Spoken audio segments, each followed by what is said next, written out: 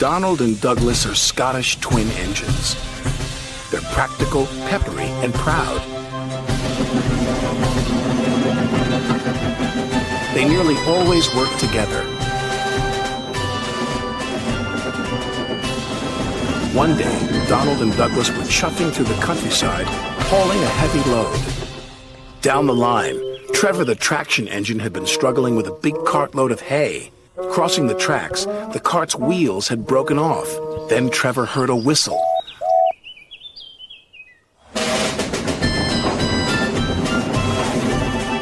"Oh no!" Trevor cried. Donald could see the cart.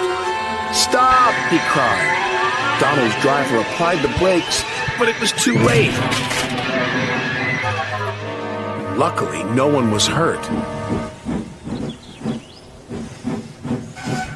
"Stop being pushy," Donald snapped. "Don't call me pushy," Douglas snapped back. "You shouldn't have pushed me into the cart," huffed Donald. "You pulled me, you mean," argued Douglas.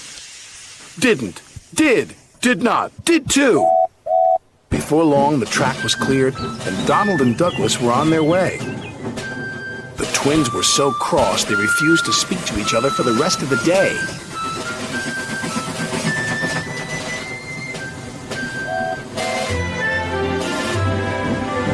The next day, Sir Topham Hatt needed an engine to help Duck at the smelter's yards. "May I go, sir?" said Donald eagerly.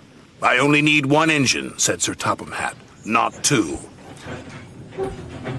"I am only one engine, sir," said Donald, "and I would like to work with Duck." Sir Topham Hatt was surprised, but agreed. Thomas was worried.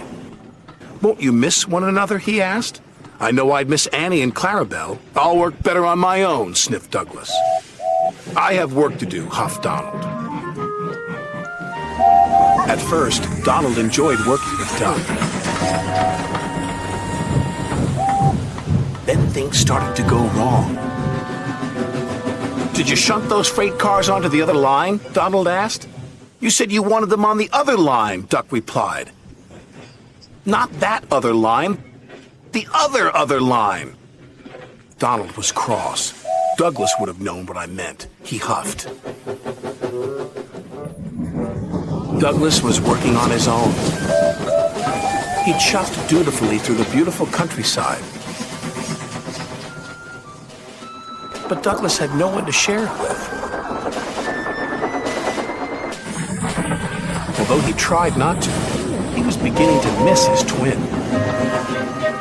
That night, Douglas's driver took him to visit Donald. "I was just passing," said Douglas. "Have you come to say you're sorry?" Donald sniffed. This made Douglas very cross. "I've nothing to be sorry for," he said, and steamed away in a huff.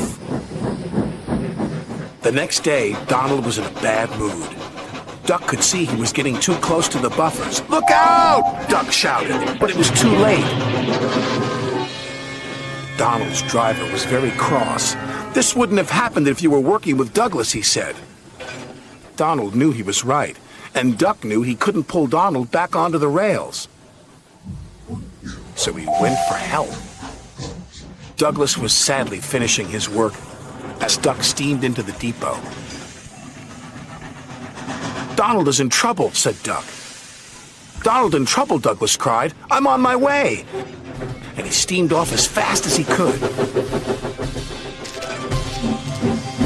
Douglas struggled and struggled. He finally pulled his twin gently back onto the tracks. He was relieved that Donald wasn't hurt.